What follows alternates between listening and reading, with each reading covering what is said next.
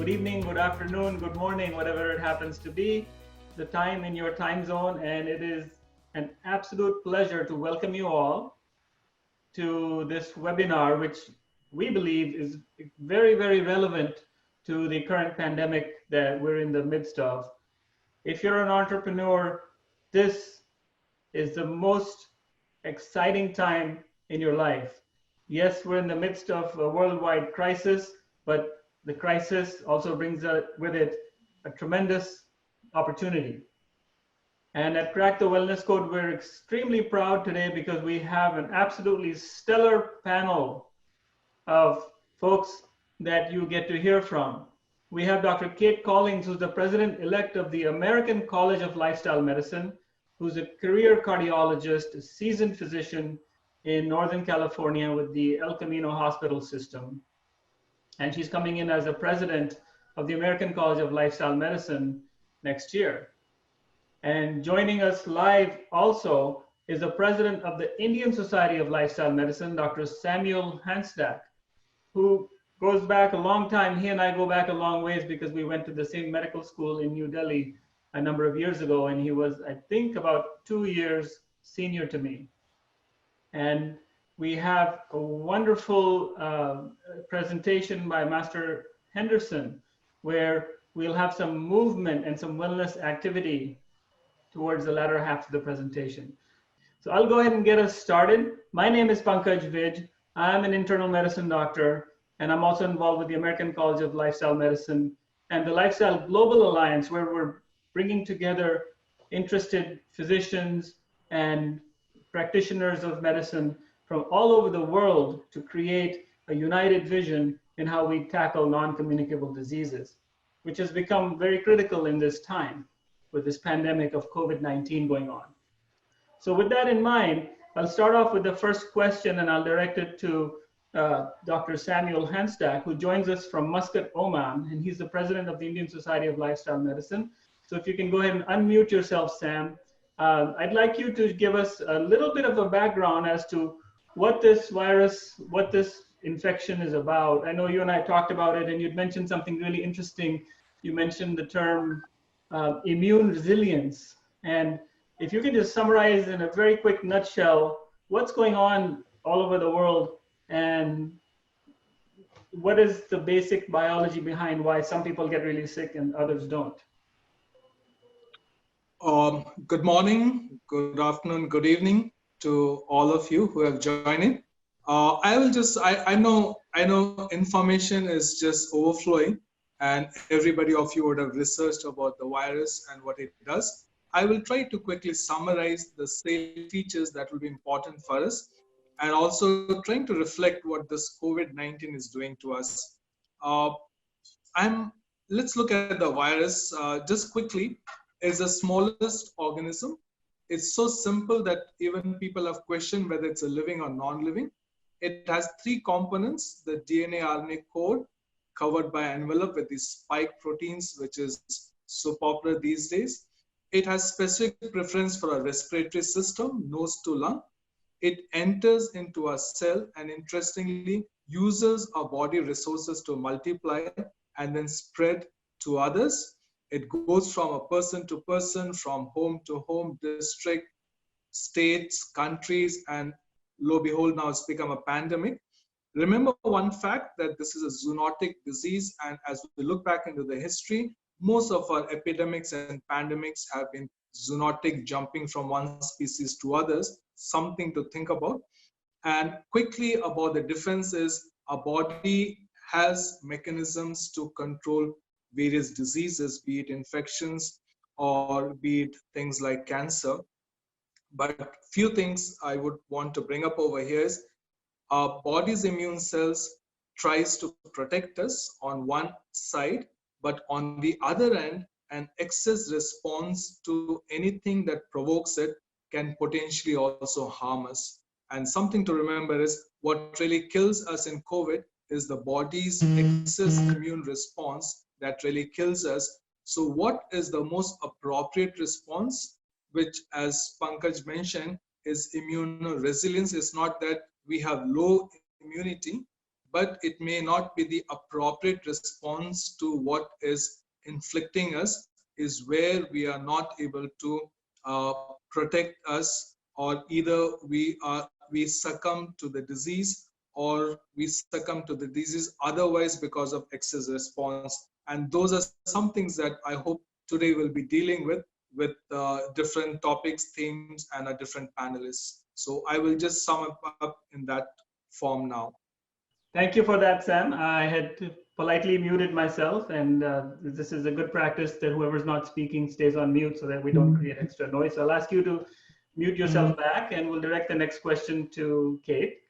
And we're going to jump right into this because we're talking to entrepreneurs, and this is not about the biology of the disease. As Sam gave us a really nice summary, we all sort of understand what's going on and have been reading the news and looking at the fancy pictures of the virus with pointy things coming out of it. But what's really exciting and should be exciting to entrepreneurs is that this has disrupted the healthcare system, at least here in the United States.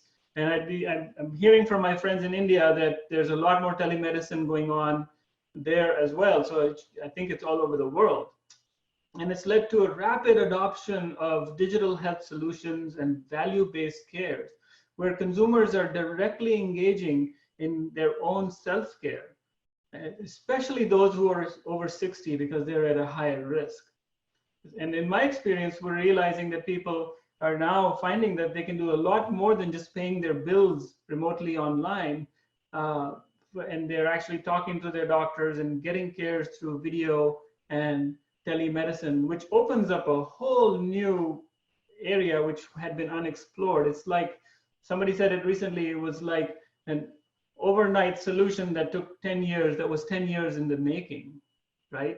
So what can we do to accelerate this forward? And how do entrepreneurs get excited? And what are some of the solutions that you're thinking might be possible in the next few months, years, Kate? Because I know you've been really involved already with some digital health solutions as it relates to lifestyle medicine. Sure, thank you, and hello, everyone. So I couldn't agree with you more that COVID, I see COVID as a pandemic, an infectious pandemic within a chronic disease pandemic, and also an enormous opportunity. That's maybe not how we really want to think about it entirely, but I actually do think it's going to accelerate changes that have needed to happen for a long time. At least in the US, telemedicine has just been brewing and not really taking off. A lot of regulations around it. With all those regulations, coming down, we now, doctors have been hungry for it. Patients, I think, have been hungry for it. And it's really starting to happen. I think that will actually completely change the bricks and mortar institutions we've built. So I think the health institutions, the bricks and mortars, are going to have to go through enormous change. Maybe we won't have as many showcase hospitals and clinics, and we'll really get down to the business of taking care of people without all the fanfare and the showcasing. But I also think, just as you've said, this idea of really letting digital health accelerate is really exciting. And so the entrepreneurs here, this is your time. And I think one of the barriers to that is I've seen it as I've used digital health in my lifestyle program, is there still is not a full engagement in terms of people really seeing the utility and really feeling it in their everyday life. So I think this is an opportunity to get past that obstacle, to get people the ease of use and the comfort level to come along. And so we really look at our behavioral psychologists and those that are doing work in the digital health field to really extend that even more.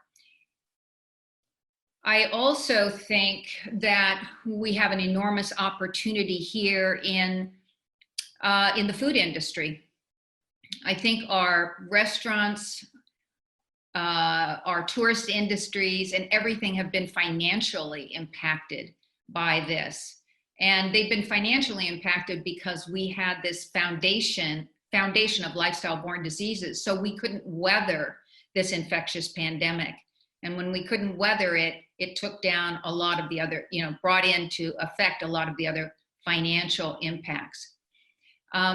So I do think we have an opportunity there to begin to talk about how do we actually foundationally make our people have fewer of these chronic diseases. We know how to do that. How can we turn on the lights and really get that done so that we can weather the next pandemic, the next novel coronavirus or novel virus that comes around the corner? Thank you. Excellent. Yeah. So what you're saying is that there's a huge opportunity for digital health to move forward, and this should be an eye opener for us to really think about, what is it that makes this virus so dangerous? And for this, I'd like to go back to Dr. Sam to continue the conversation that he started talking about immune resilience and why some people may be at really high risk to go in the ICU, to die. We heard stories of people being turned away from the hospital because there weren't enough ventilators, for example, in northern Italy, and that's why we were so scared about flattening the curve. And there was a huge lockdown in India as well. So what are the host characteristics that determine who's going to get really sick and who isn't, Dr. Sam? And if I'm an entrepreneur, what should I be doing to make my immune system more resilient? Thank you, Pankaj. If we just look at a quick statistics, in India, we have touched 90,000 cases. We have surpassed China. On the Asian side, our death rate is about 2,871, which is still lower than China. And the doubling rate has come down from 10.9 days to 13.9 days. When you look at the clinical profile, what we realize is different studies shows that up to 40% of the patients who are tested positive do not have symptoms. So most of the time we are screening for symptomatic patients. We check the temperature and any respiratory symptoms, we test them for COVID. But 40%, up to 40% can be asymptomatic. And among the symptomatic, we find that almost 81% have mild symptoms. About 14% can have severe and about 5% can be critical. So that means about 5% would be very sick, and the case fatality rate is about 2.3%. Varies from country to country, but that's an approximate. So what you realize is almost 80 to 90%, even those who are symptomatic, would return back home. And it's among the very sick or the critical are the ones where deaths would happen. So that means our body still has an ability, even though we are infected, some of us may be asymptomatic, and those who are symptomatic, majority would return back home, and they would be, in one sense, immunized or protected. Replying to your questions as to who are the high risk, among the things that has been put together, as you mentioned, age. Again, different studies about 49 to 56 years of age seems to be at the highest risk. Obesity has been found to be one of the very strongest predictor of morbidity and mortality, a BMI more than 30.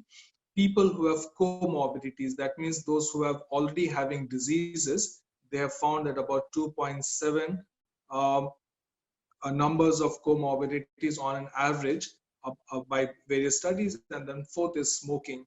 So age, obesity, comorbidities, meaning having other diseases like diabetes, hypertension, heart disease, lung disease, kidney disease, other people at a higher risk, and smoking. So these are some of the risk factors which seems to predispose people to, one, become symptomatic, and two, the chances of death are also much higher among these groups of people. And these are again the paradigm of lifestyle. And so what should our entrepreneurs, not just them, but anyone should be taking care of is that, of course, you can't suddenly reduce your weight within this COVID time.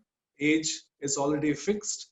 And if you have comorbidities, it just means you need to take more care about your health, about your immune system, so that even if you were exposed to coronavirus, which most of them would in some point of time, because we won't be sitting home all the time. And so it's your immunity which is going to determine whether you get infected and whether you get sick. Thank you. And if you don't mind muting yourself back, so this is really great. We're directing the conversation towards lifestyle medicine, and I think this would be a good place for you to jump in, Dr. Collins, if you can unmute. And the question would be, if I'm an entrepreneur or I'm a physician entrepreneur, which I would consider myself to be, what can I do right now, again, to save myself, A, which is what Dr. Sam was just talking about, but B, as a lifestyle medicine physician, entrepreneur, how can I take advantage of this very teachable moment where people are acutely aware that their lifestyle habits, as Dr. Sam mentioned, obesity, type 2 diabetes, heart disease, lung disease, smoking, these are modifiable, right? Yeah, he said you can't change your age and you can't lose 100 pounds overnight, but there are things that you can change rather quickly. And how do we take advantage of this pivotal moment and perhaps the most significant event in our lifetimes that we're all witnessing to make some changes for the better? Yes, thank you. So yes, so lifestyle is really a powerful tool. Not just you can't, to the point that was taken, you can't change your being diabetes necessarily overnight, but you can rapidly change diabetic control. There was a recent study reported in Cell Metabolism looking at, for instance, blood glucose control in diabetics. And diabetics with good blood pressure control had a 99% survival from COVID. And those with poor control, they just steadily went down, the poorer the control, into the 11% at the very, poor control of diabetes, 11% death rate. So you can rapidly change control of diabetes overnight, as an example. And we know that when we change in foods, for instance, to less inflammatory foods and to more foods that have the highest antioxidant and phytonutrient. What do you mean by those foods that are anti-inflammatory with phytonutrients and antioxidants? So those foods are in the plant category. So, it's close to nature, whole food, plant-based is where you're going to get all the vast majority of phytonutrients and antioxidants to not only support the immune system in, if you will, in the near term, but to also nourish the microbiome, where so much of our gut microbiome is where our immune cells derive from. So we can do this quite rapidly. We know we can change the microbiome, gut microbiome quite rapidly. We know we can change blood glucose quite rapidly with a change in food. And then when it comes to exercise, for instance, we know we can boost immunity right away with moderate exercise. 20 minutes of exercise can get an increase in the circulating immune cells for about 12 hours. So kind of coming back to every day, at least 20 minutes of exercise. So we know there's really real-time ways to boost immunity and real-time ways to turn around the clock on some of these chronic diseases, quite rapidly. So to the point of the index event or a pivotal event, people, to make this happen in the United States, people have this fierce autonomy, and they probably do everywhere, but I just know our country people don't like to be told to do anything. And yet, when people understood the value of masking, of social distancing, we were able to do it, right? People had to see its value, and they were able to do this self-care that affected not only themselves, but the collective good. What I hope will happen in this is that people will realize they are part of the larger solution. In other words, their self-care on other self-care things, how they eat, how they exercise, how they stress or don't, how they sleep, not only has an effect on them, it's not just making them feel better, but it actually has a collective good when they're healthier, the pandemic's not going to be so, the next pandemic's not going to have such a high impact. Their job's not going to have as much of an impact. It just, the domino effect won't be so profound. And so I think we really have to leverage that awareness, because it's almost like when people have a heart attack, they're open to change, in that you got to get them involved in that first week, and then it falls off. Life goes back to normal. We can't miss this event, this pivotal event, to talk to people about everything else about self-care, because it's also relevant even to COVID. Yeah, we're getting a comment from somebody in the audience. Doug Amos says, it's clear that these viruses essentially come from domestication of animals for food, yet the media, at least in the US, is not bringing this up. In order to get in front of these challenges, how do we wake the people up to this problem so that we can reduce the risk in the future? Because it's true, this isn't the first pandemic, and it's probably not the last. So what can we do to really wake people up to the fact that this is coming from domestication of animals and eating animals? Whichever one wants you to take that question. And unmute yourself. Whoever goes, unmutes first. Well, I don't exactly want to take that question because it's a hard one, right? But this pandemic is very much interwoven with climatic change and and that's related to the domestication of animals. It's very intertwined. It's very big. That's why, it's important to get across all these aspects to people before it actually all quiets down and everybody thinks they're getting comfortable again, and they're comfortable with the thought that a vaccine might be coming and so forth. But it is very multidimensional why this has happened. And it dives into some of the mishaps we've had in getting global awareness. And I'll say that the United States is a big part of it right now in terms of what we have to face. So, but I'd love to hear someone else's perspectives on that, because it's a difficult one.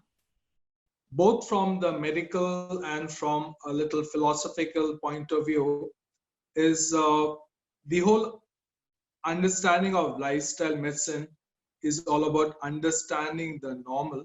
Now we keep hearing the word new normal, and I guess lifestyle medicine is also to define a new normal, because somehow our normals have changed over years, which we think it's so normal. Lifestyle is questioning the very normal to say, is that really normal? So I guess even when we eat plant-based food, the moment we disturb the way it is normally packaged, we refine it, we process it, the health benefit of even the foods, the so-called foods from a good source, also gets affected, and we do not really get. So similarly, even, of course, the whole challenge about eating animal-based food, which is also, there's enough of studies to show the health benefits between an animal and plant-based food. Animals, if can be, domesticated in a sense, if you're keeping the animals and taking care of them, you don't really may have the issues. But then if you are using it as food, the way it is treated, the way animal is being bred, even in big countries, are something which is very sorry and sad to see those. So the moment we divert from the normal, we would expect problems. Things like vaccinations are something that we talk about. We do talk about interventions, the medical interventions and the drugs. All of them have its role to play. But you see, if you're really able to take care of our health the way that it should be, understanding what the near normal is, what is normal food, what is normal exercise, what is normal sleep, how do we look at nature, how are we able to inspire from nature and follow, I think that's where we start understanding this new normal. And almost every principle can be learned from nature to see and learn from it. So I would kind of philosophically put it in that sense. We can always dive into any specifics that people would like to answer.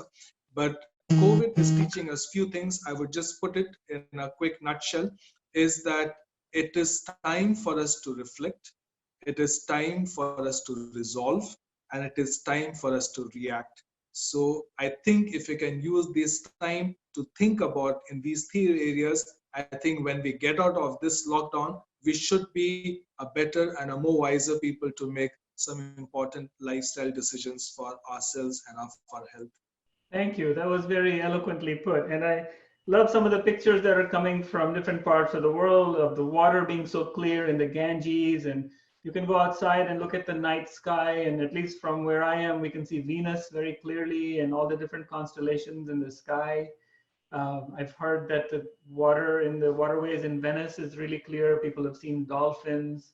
It's just amazing to, just in a short amount of time, to have reversed so much damage that we had done just from human activities of essentially thinking that we can plunder and do whatever we want with other animals and also with the environment. And it's, in a sense, it's a blessing to see that impact of us not doing those things.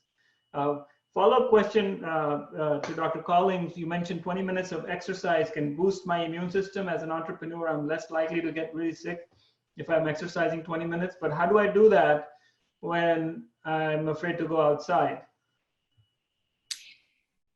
Well, I think that you've got, there's many different ways that people can exercise inside. I mean, an easy one is if you have some exercise equipment at home.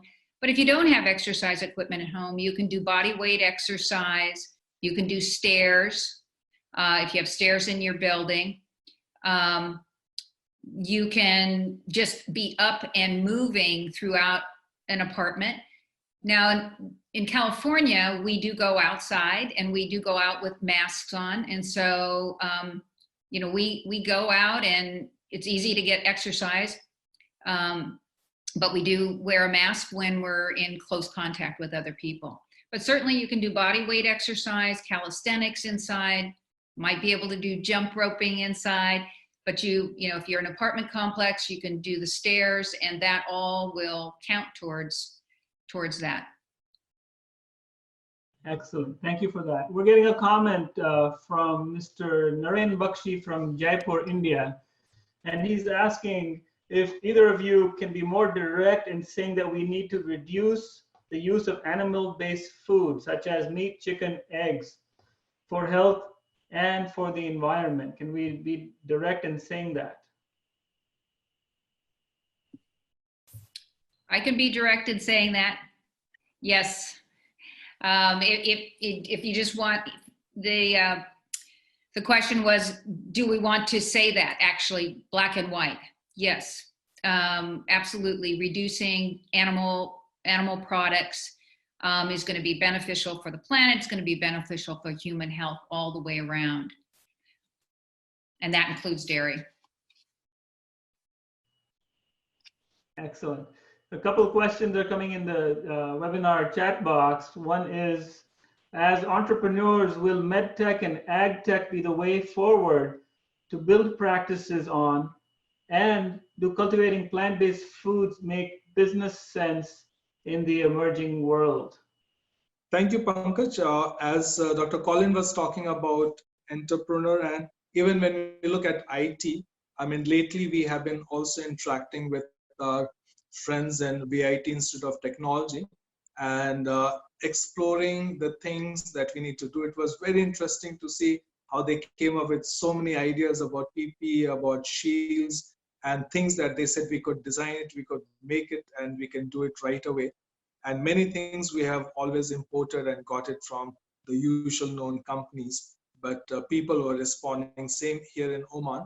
PDO company were able to rope in people from the College of Engineering, and they were able to come up with some innovative solutions. I'll put it under three headings. Number one is clinical services. Number two is teaching and training. And number four is research. In clinical services, again, I said, what COVID is going to do is it is going to redefine the way we have done things in past. For example, for me, as I practice in CMC Vellore, we get patients from far off and they come to us for follow-up after 3 months or 4 months. Between that, what happens, we have absolutely no clue. there's no communications at all. And this is something that telemedicine could do, that you could actually be in touch with them much more frequently. We can monitor many parameters much more closely.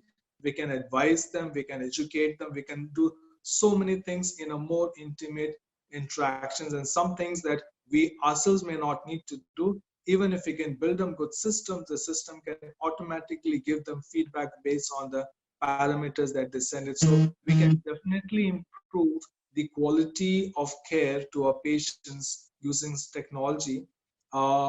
Education using technology, I mean, you just think about it. When I take a class for 50 students, I cannot peep into the mind who is awake, alert, listening to me, and they may be there sitting in the class, but not really being attentive.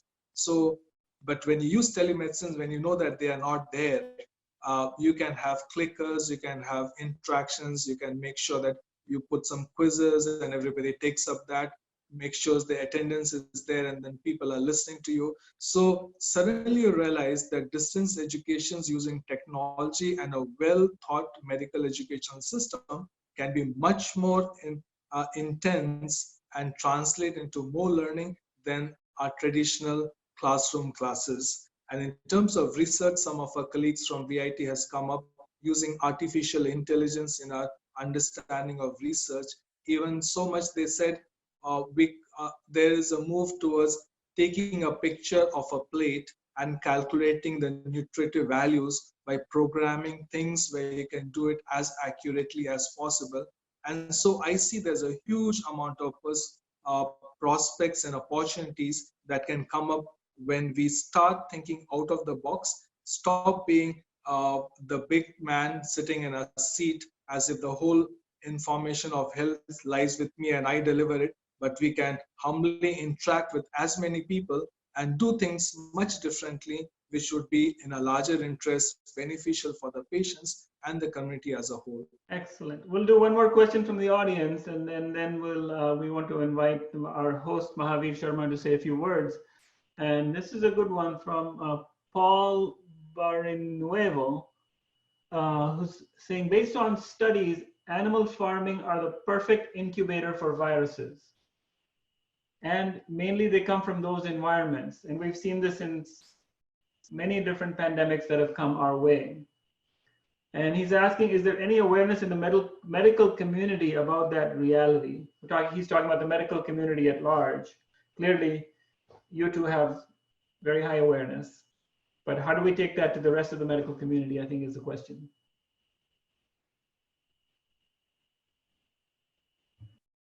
Well, as it always is, Panjab, it's people don't know what they don't know, and so it's really a matter of education, of connecting, the environment with medical care, and understanding how our food is sourced and what the deforestation that happens from that and how that impacts our food sourcing and so forth. And I think it hasn't been brought into the medical communities widespread. I know at the American College of Lifestyle Medicine, our yearly event had Healthy People, Healthy Planet as a main theme about 3 years ago, when we brought in a lot of the information about this to raise awareness within the lifestyle medicine community. But we really need to branch out to the other specialties and to the general medical community for sure. Thank you. And okay, one more question. Somebody's asking from Dr. S.K. Jain from Jaipur, India is asking, I guess it's directed to you, Dr. Collins, because he says, Madam, how is rapid control of diabetes possible? We need to protect the individual from disequilibrium type of situation. I think he's maybe talking about making the blood sugar drop too low, too quickly. And how rapidly can you get somebody's diabetes under control if you're trying to do it now in this time of crisis where you're rapidly trying to make some change? Well, I think the biggest thing is if the individual is going to make a rapid dietary change, really changing, everything they eat and, a full sweep, then you may need to monitor that individual very carefully, on a day-to-day basis. You may need to adjust their insulin prospectively. You may need to adjust their oral hypoglycemics prospectively. So it definitely, you don't want to put them into a hypoglycemic episode, but with careful follow-up. This is a beautiful example of where remote care monitoring and having people being able to tell you what their glucose is on a daily basis and have that easily accessible to the physician could really allow rapid changes in de-escalation of medications to happen so that it's a safe environment for the patient. Thank you. Excellent. And next, I'd like to call upon our host from TAO Global, Mahavir Sharma, to say a few words, and we can continue the Q&A. And perhaps, Mahavir, you could help us with the next question too, which is what technological opportunities do we see as we transition to a normal life digitally? But we can take that after this short break. Sure. Thank you, Dr. Pankaj. Thank you, Dr. Collins and Dr. Sam. I think it's very, very enlightening. I wouldn't want to break this conversation and learnings that everyone is getting out of this conversation. I think the more I hear, the more I learn about lifestyle changes that we all have to make. It makes me, want to learn more, understand, go deeper. And this is all very exciting. Thank you, ICC, and everyone behind it. Let's go back to the questions. I'll let you answer the question, which has come from Tina and Vipin. What technological opportunities do you see as we transition to a normal life digitally? And you're welcome to jump in on that, Mahavir, as well. You're our technologist. No, I see there are lots of opportunities, and someone had mentioned earlier in agri-tech, so from farming to organic. So every layer you open, you can go deeper and deeper, and including, so I think health, Dr. Collins has started off with telemedicine, with pharma, with diagnostics. You can go in every vertical and go deeper in technology, and I think they're going to be happening even in commuting. I mean, talking of non-health, I think commuting will change. I think we will be, like what happened after 9/11 will happen now. So everything, transportation will change, logistics will change. So I think there is going to be a major change coming up in the next year or so. And it's not going to be, focused on technology because we've gotten used to technology. We have that's something that's available, I think. Excellent. And then follow up to that, Dinesh Gupta is asking, how does technology take care of ethical and privacy issues? And we can continue on the same question, and this sort of builds on what Mahavir is talking about. Either of you. Every time the technology enters your smartphone, every time hacking is a fact of life, I think it's going to be there. I think our privacy as it is has been shortchanged after so many, what it used to be without technology. Technology will enter into all of that. We will have actually our health records, everything will be online, everything will be on the phone. So I think there is a major challenge. I think the fact that the governments, the democratic part of the world, are giving you an option to choose and not to have these apps or have a smartphone with you and decide what you want to do is good enough, I think. But this is a challenge. I think that's going to be compromised sooner or later. Every time technology advances, there are checks and measures that need to be put in place. But this is a very major challenge that I don't have an answer for, or governments have an answer for, because while it's required, but it's a challenge.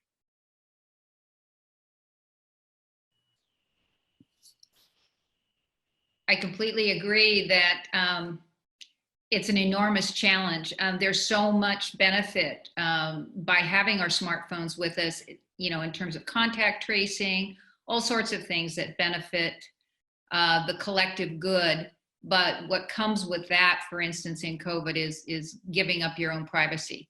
Everyone knows where you are potentially, what you're doing, and so forth. And I don't know how you can build a technology where you have something that's completely private and also has that same utility, that the utility that we love, as well as the utility that can actually help us in these kinds of situations. It's really a double-edged sword. Excellent.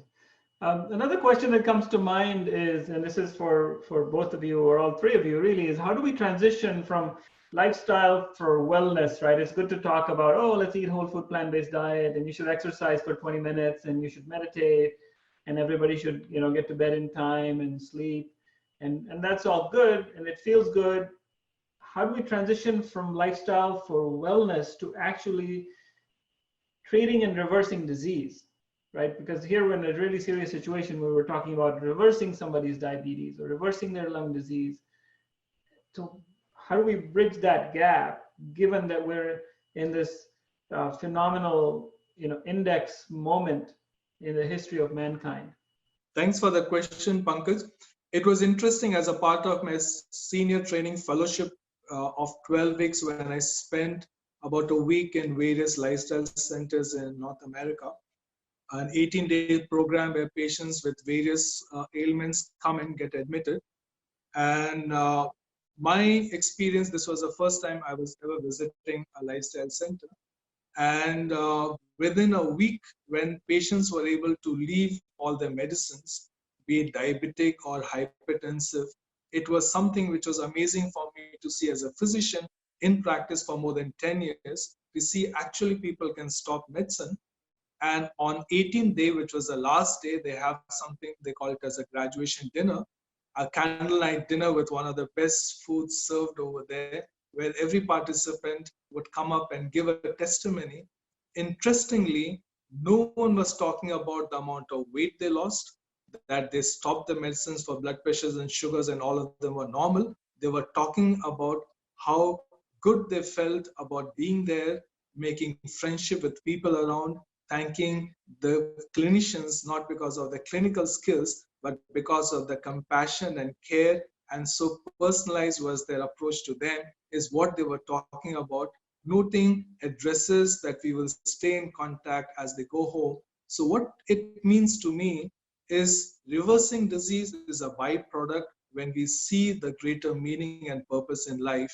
And when that sinks to us, everything else becomes a normal consequence of that.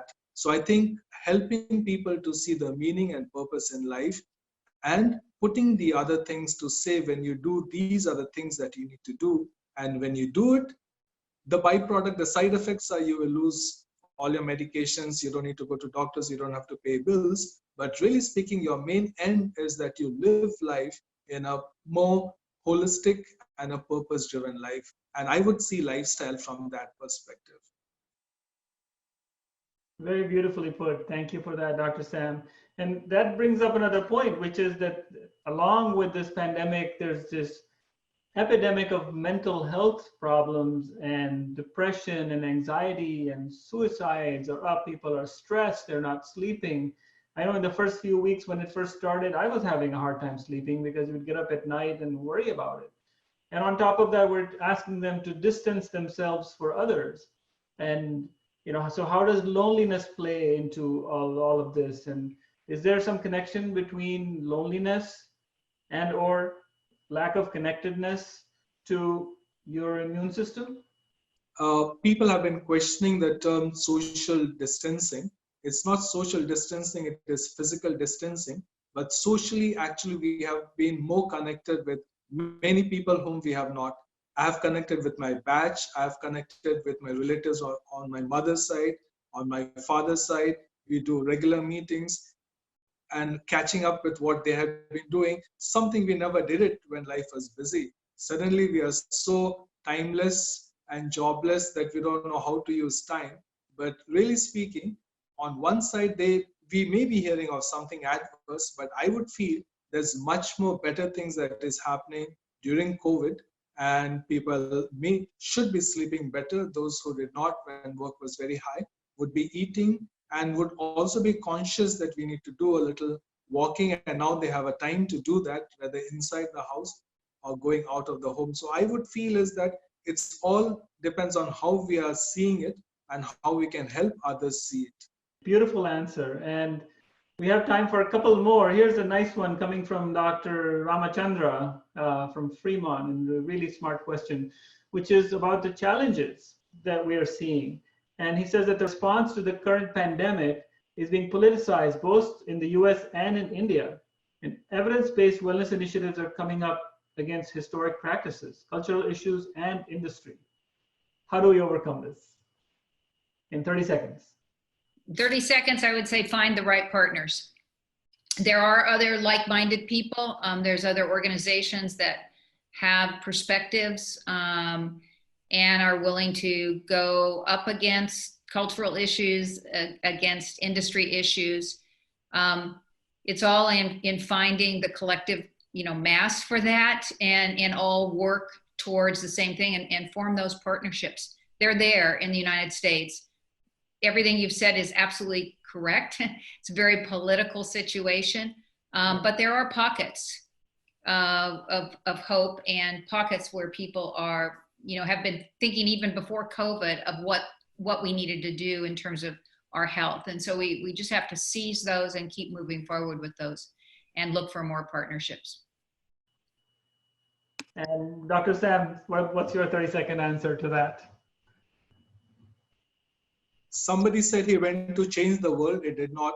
So he tried to change his country, it did not. He tried to change his state, it did not. He came to his family, they did not. So then he was very depressed, so he said what to do. So then something came in his mind to change himself. When he changed himself, his family changed. When the family changed, the community changed. When the community changed, the state, the country, and the world. So I think sometimes it is something for people to see in you, and you may be the message, rather than when we try to kind of use science to hit people hard on the head and tell them that they are wrong and we are right. Sometimes even that attitude can do more harm than good, as much as we have all the science. It's important that one, we make changes, but not just the physical, but we also need to understand people and care for them. And when anything you speak the truth in love, it does translate into the lives of people around you. Beautifully said. Or as Gandhiji says, be the change that you want to see in the world, right? You be the change first. And we have another very poignant question, and we can probably close with this one. And again, you both have 30 seconds to solve all the problems in the world. And this is a complicated question too. It's, will values in life and valuations in business change in the coming world? I think humans are humans, and we err and we quickly go back sometimes to the same mistakes. But I'm very optimistic that actually, Dr. Sam, some of the things that you said is actually people are maybe becoming more connected with other people. They're getting an awareness of working for a collective good. I don't think those go away altogether. I think people will find a comfort new normal, and it won't all stay there every day, but I think we are changed in terms of our values. I think that business, there may be some businesses that there will also change on their value and how they honor their employees and how they treat their employees and where they want to go with their employee health. Now that could be, for their own personal gain so that they have less financial impact down the road. But some of that allegiance between companies and their workers in the United States, I can say, it's been quite different in the last 40 years. And maybe there will be a reinitiation of that, of companies really feeling like they need to take care of their employees and value their employees. So I'm optimistic. I'm always optimistic. I think good things will come of this. Thanks, Kate, for that. And what I would add is I would like to use the words of Stephen Covey, what he writes in 7 Habits of Highly Effective People, is talking about character ethics and personality ethics. Sometimes we are moving towards quick fix. we want to project something which is not true inside, and that is what he defines as personality ethics. But the character ethics is when you change inside, the change will be seen outside, and you should be what you are inside, which should be shown outside. But the world is, they project something outside and it is not true inside. And sometimes people want to move fast and want to get things fast. Same as even with lifestyle, the changes takes time. It's a hard work. You have to persist, you have to pursue. And as Kate said, you need someone also along with you to help you. So as much as you make changes within yourself, realize that we as human beings are weak. We do have a low sides, and having a partner, having a group where you are accountable to, where you support each other, goes a long way to make these lifelong changing resolutions that we make in our life. Thank you, Dr. Sam. Thank you both. Yeah, this is a conversation that can go on for a couple hours more, and we're getting questions that are just pouring in, so we might have to do a follow-up session, but we are getting close to the top of the hour. And at this time, I would like to welcome our next presenter, who may be the star of the whole show. We have Master Henderson Ong of the Shah Foundation from San Francisco.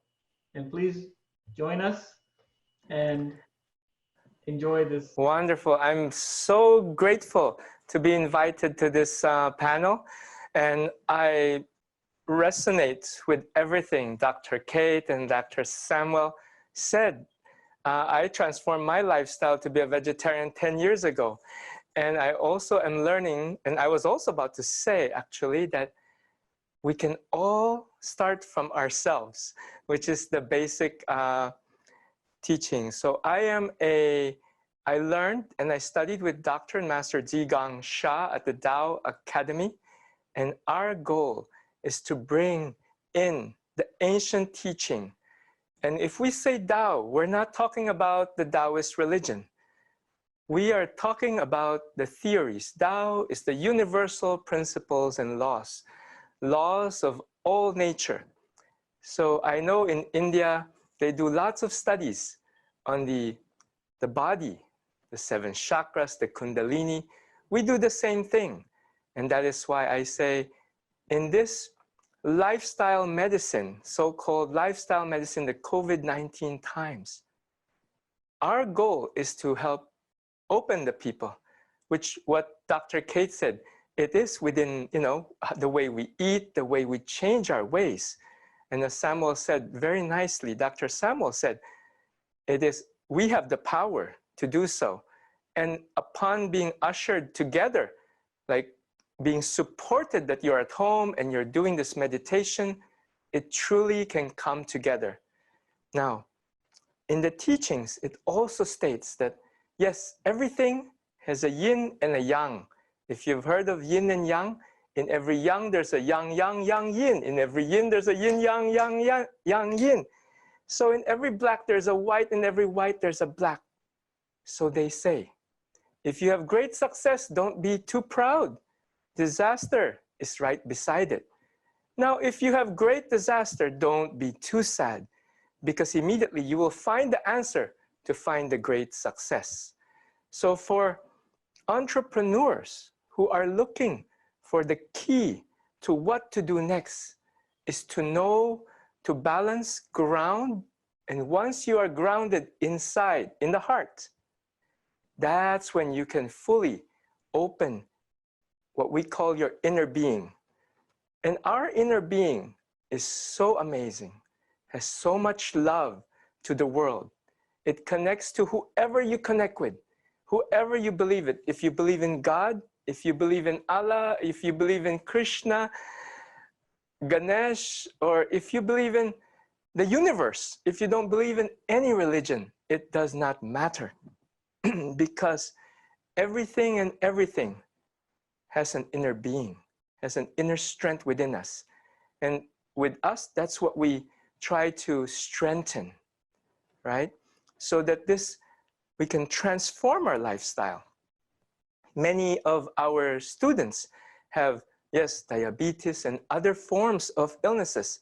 And yes, I am not a doctor.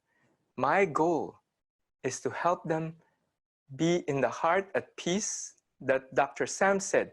When the people woke up for the testimony of how they got better, they did not talk about their weight. They only talk about how much compassion the people have, how much love the people gave them. And what we do is to teach people how to go look within and to open their own love. And once you open your own love, that's when you say, I don't need to change my family. I don't need to change the city. I don't need to change the world. I change myself. And once you change yourself, guess what? The world changes around you. Yes, so everything said today, I was like, yes, powerful. These are amazing doctors that are talking. And Mahavir was also amazing. When he talked about the technology, I only laugh about technology because it will always be there. But will we let it bother us? If we are in peace at heart, yes, it happened. Is it worth the bothering? And if we are peace at heart, then we have less anxiety. In Chinese traditional medicine, the liver is connected to anger. The heart is connected to anxiety, while the spleen is connected to worry. Lungs is grief. That's why, people grief and skin. So people who have lung situation normally have skin problems. Liver is to the eyes. These are traditional Chinese medicine teaching. Again, I will quote, I am not a doctor. I only learned this so that I can understand myself more. And with that, I can share it to the world. And so first things first, I would like to invite everyone to sit up straight. Put one hand in the message center, one hand in the lower abdomen. That's how we call it message center. Just put it in front of your chest. And then breathe into that lower abdomen. The lower abdomen is the most powerful part of our body. It stores energy like nothing. It can hold an enormous amount of energy, and that's where we can divert and use that energy. So one hand in the lower abdomen, one hand in the message center, and I want you to breathe in to the lower abdomen. It's okay if you look fat. You're at home. You can relax. You don't have to look good. You're at home. You're in your own home. Breathe in, and as you exhale, I want you to say, follow me now. Breathing in. Exhale. Let it out. Breathe in. Exhale. When you said that word, did you feel that energy go down instantly? The sound is the message, the sound to the heart. So now I want you to close your eyes. You say, I'm on a video conference, but I want you to close your eyes and just feel my voice. And as I sing a love song to you,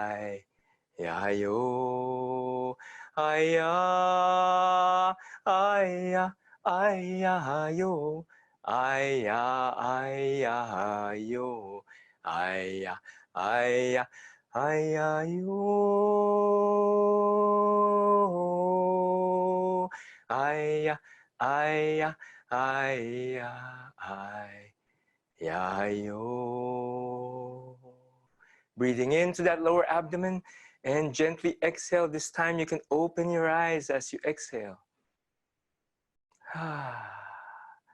Is everything slightly brighter, slightly clearer? This is a beginning of raising the frequency in the body. Now, allow me to offer you a Tao dance. We call it Tao. It is the universal principles and laws. It is not the base religion. Now, what is a Tao dance? A Tao dance is bringing out your inner self. Learning Tao dance is simple. It's focusing in within and bringing out the dance. So there is no dance patterns. You don't have to go to dance schools. You just have to focus within and bring out your Tao dance. It is very peaceful, very loving, and it's depending on your health. People can do Tao dance while sitting, lying in bed. They can move, they can dance. And guess what? It makes you happy. And when you're happier, guess what? You bring out the endorphins that makes you healthier, right? So let's try the music. Can we try playing the music? And allow me to share a Tao dance. Is the music clear? All right. And I go in within myself, and I feel that energy come out.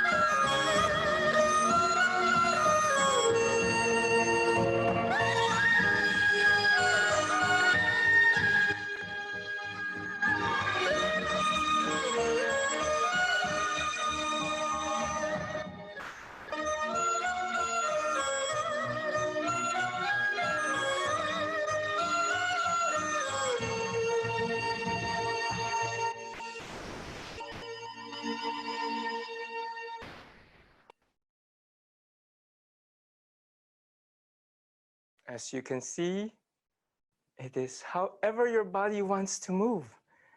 There is no inhibition of what is right and what is wrong. And it brings out your inner being. And that inner being that's within us, that little person that is within us, is our joy. And by connecting to that inner joy, we bring out our true self, and that raises the frequency and vibration of the body. And upon the frequency and vibration of the body is happy, guess what? Our organs are happy. When you go to bed, you are rejuvenating. If you are stressed constantly, oh, what happened here? What happened there? And you bring that to bed, you are not able to have a full rest, and rejuvenation might not be able to happen. And our goal in the Shah's Foundation, that we teach people how to look within, let go of stress, and look through our own self to love, forgiveness, compassion, and light. And we have all over the world, we have from Europe, we have Netherlands, Belgium, Germany, Australia, India. You know, we have Mumbai, and onto the other side we have, and in Asia we have Taiwan. We are globally situated, and in this pandemic time, we are serving a lot. Actually, we became more busier, doing more classes, serving people. And this is one way of a lifestyle that we are here to share today. And there are many other teachings that we teach to help